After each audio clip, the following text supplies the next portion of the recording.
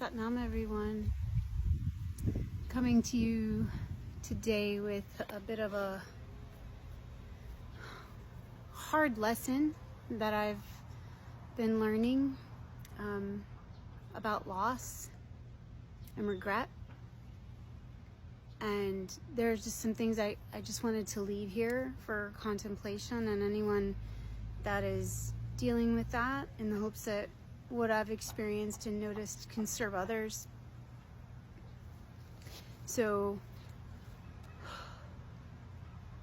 a little over a week ago, I received news that a dear friend of mine, one that I've known for over 30 years, passed away suddenly.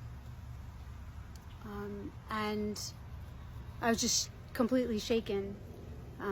As much work as I've done on myself, for myself, and learning about how people just transition. They're not gone. They still exist in and all around us, but we're just not in tune, right?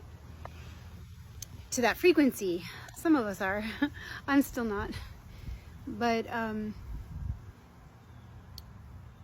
was just shaken. I was shaken with grief. And then what I found myself crying about more than the loss was regret. When I cried the hardest, I was crying about how I wish I would have shown up different, or I wish I would have shown up better, or that I would have listened more, or that I would have reached out more, that I would have returned the phone calls quicker, or all of those things, right? Just totally Monday morning quarterbacking about things that cannot be changed. They're done. They're done. And so I've been sitting for a long time with this, processing the grief, and then really saying, okay, well, let this not be a wasted experience. How can this serve me? How can, in honor of my friend who I loved dearly, how can I be better? Not only in her memory, but like for all of the other people that mean so much to me in my life now. And because in those moments where I was wrought with guilt and so much regret, that first I had to stop for a minute and stop beating myself up.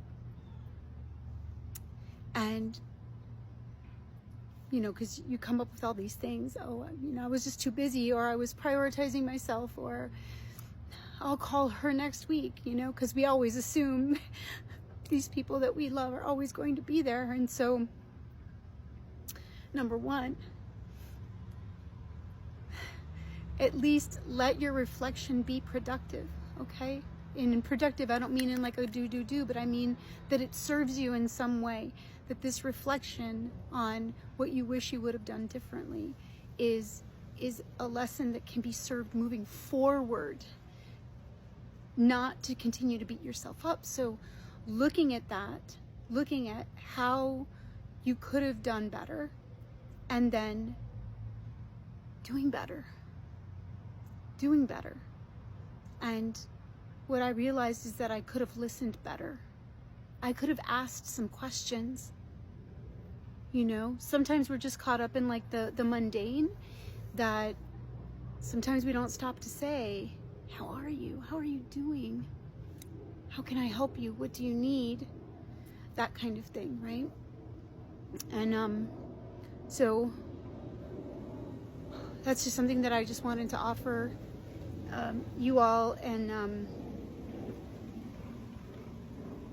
there's like so many layers to this experience that I'm still haven't fully realized, and it's going to take a while to absorb,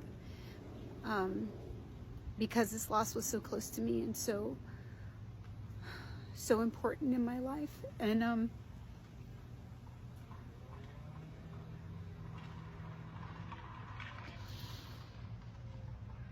I've also had to take some time to pray and to ask her soul for forgiveness.